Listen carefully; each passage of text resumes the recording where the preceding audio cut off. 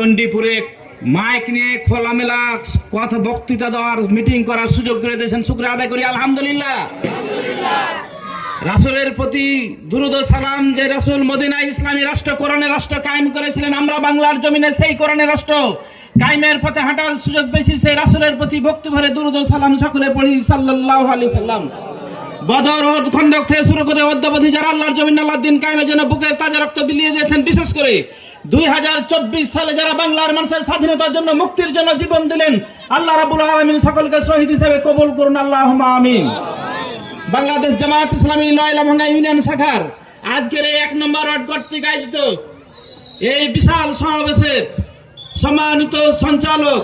আজকের প্রোগ্রামের সম্মানিত সভাপতি, অত্র ইউনিয়নের সম্মানিত আমির হাফেজ মাওলানা মনিরুল ইসলাম, আজকের প্রোগ্রামের